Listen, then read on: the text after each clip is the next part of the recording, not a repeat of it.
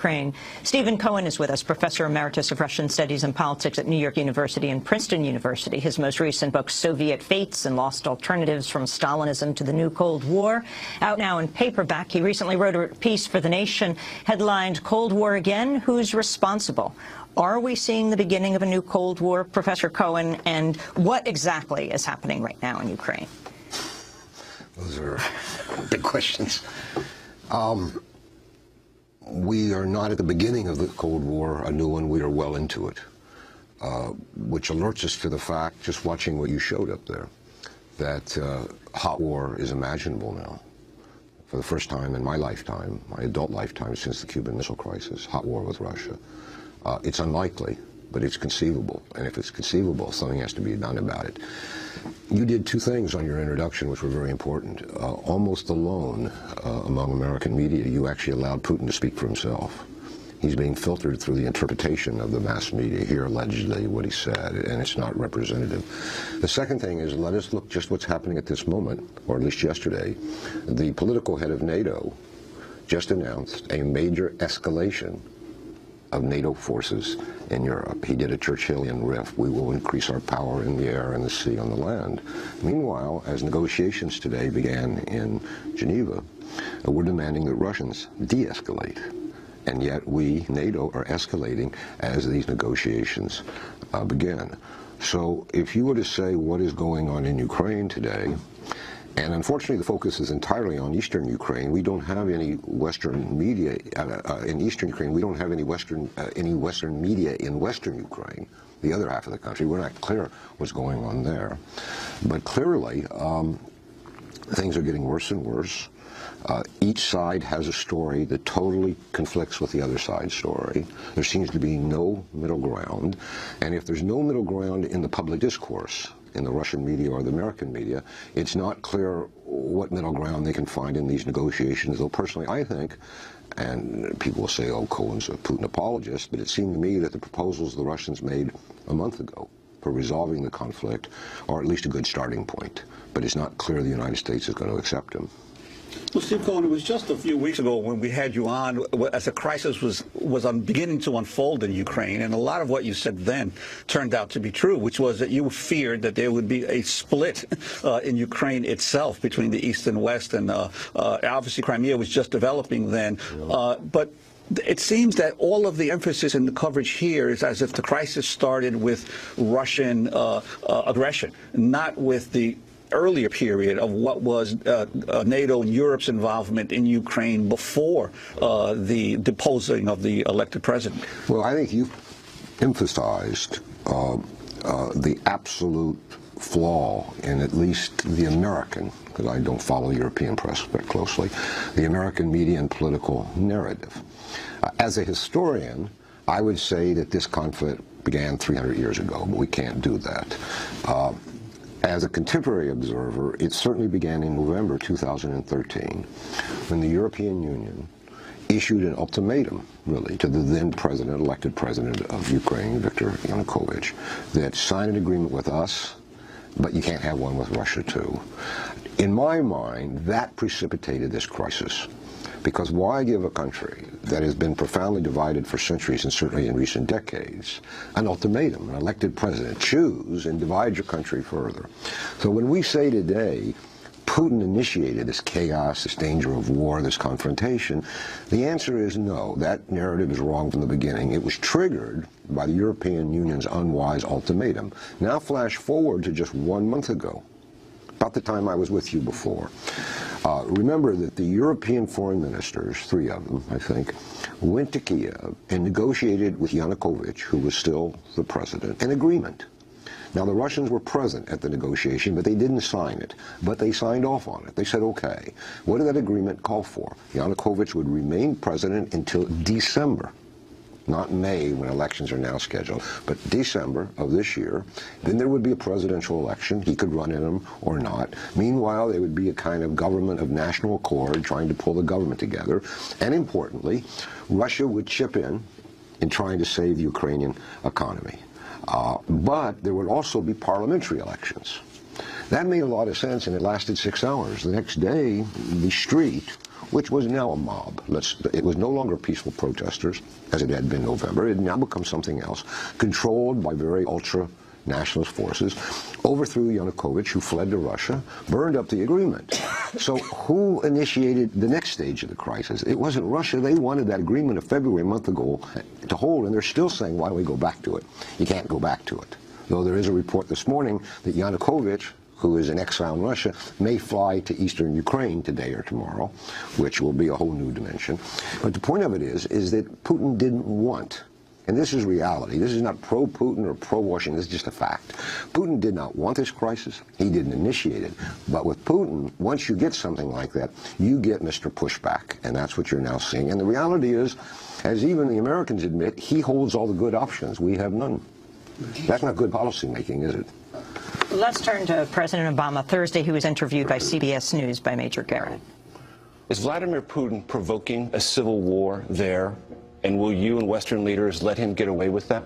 I think that what is absolutely clear is not only have Russians gone into Crimea and annexed it in illegal fashion, violating the sovereignty and territorial integrity of Ukraine, but what they've also done is supported, at minimum, non-state militias in southern and eastern Ukraine, and we've seen some of the activity that's been taking place there. You left out one thing that he said, which I consider to be unwise and possibly reckless. He went on to say that Russia wouldn't go to war with us because our conventional weapons are superior. That is an exceedingly provocative thing to say, and he seems to be unaware, President Obama, that Russian military doctrine says that when confronted by overwhelming conventional forces, we can use nuclear weapons. They mean tactical nuclear weapons. I don't think any informed president, his handlers, would have permitted him to make such a statement. In fact, depending on how far you want to take this conversation about the Obama administration, I don't recall in my lifetime, in confrontations with Russia, an administration, I speak now of the President and his Secretary of State, who seem in their public statements to be so misinformed, even uninformed, both about Ukraine and Russia. For example, when Kerry testified last week to Congress that all the unrest in Ukraine was due to Putin's meddling and his provocations, he denied the underlying problem, which is divided Ukraine. I mean, everybody knows that history, God, whoever's responsible for our destiny, created a Ukraine that may have had one state but wasn't one country. It may be two, it may be three countries. But for Kerry to say that all this conflict in Ukraine is due to Putin simply makes a resolution of the problem by denying the problem. Or let me ask you a question. What in the world was the director of the American CIA doing last Sunday in Kiev? It is mind-boggling that it was called a secret mission, when my grandson knows that the Ukrainian intelligence services are full of pro-Russian officers.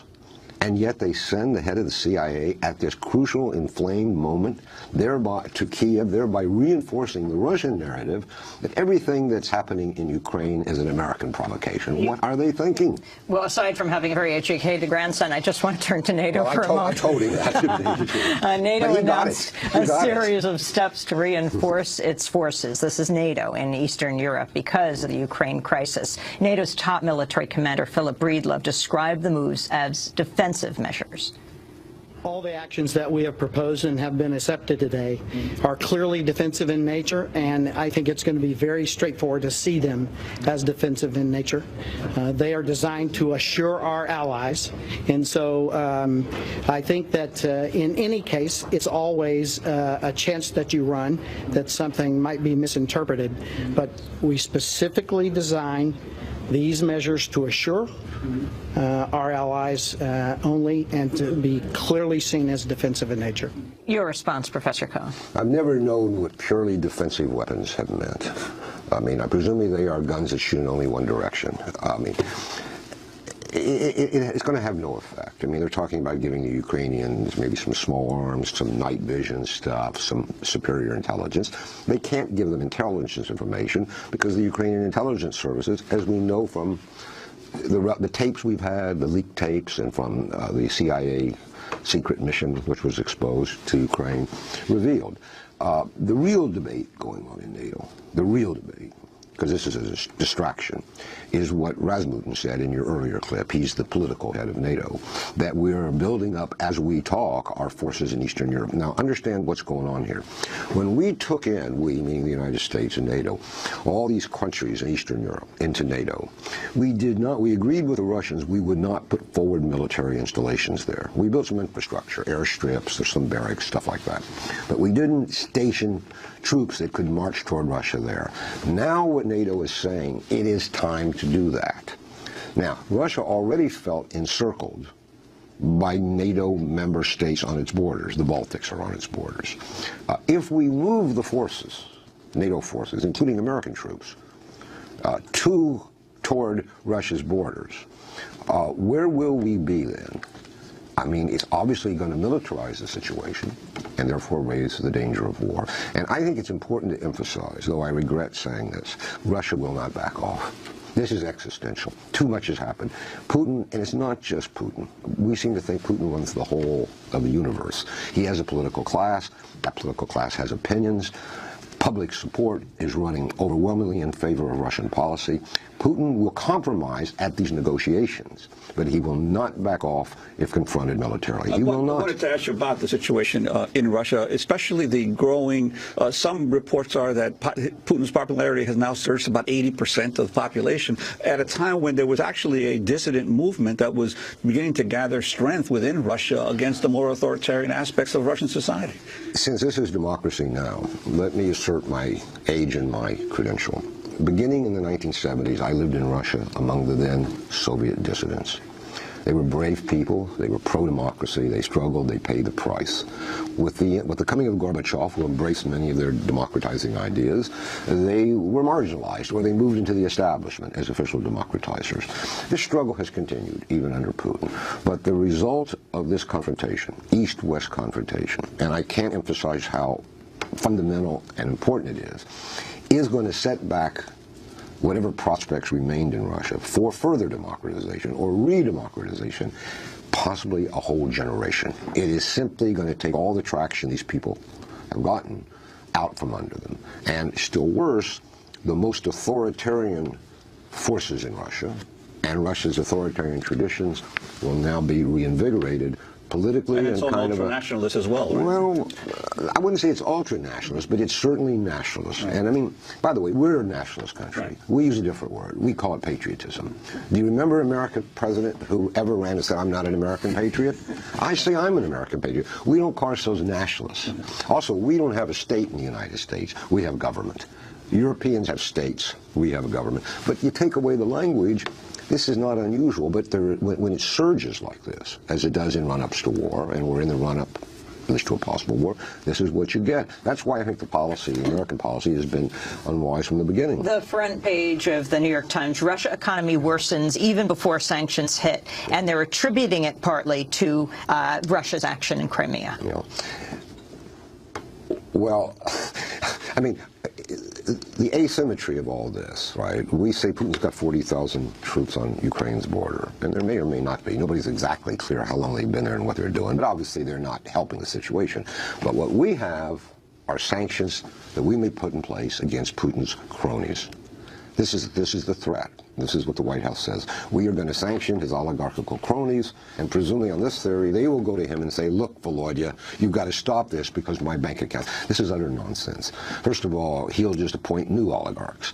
Secondly, there's a law in the Russian Duma, the parliament, being debated that the state will compensate anybody whose assets are frozen in the West. Now, I don't know if they'll pass the law, but you could see that this doesn't bother the Kremlin leadership. We just have 1 minute. The significance of the meeting in Geneva with Ukraine, Russia, United States, European Union, and what's going to happen in eastern Ukraine. Well, I don't know what's going to happen, but things are getting worse and worse. People are being killed, so obviously that's bad, and we're moving closer toward a military confrontation.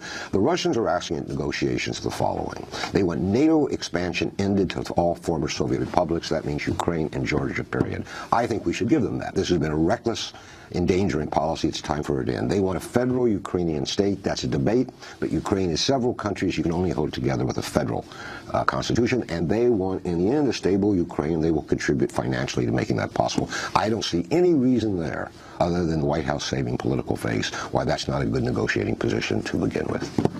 Well, Stephen Cohen, we want to thank you very much for being with us, Professor of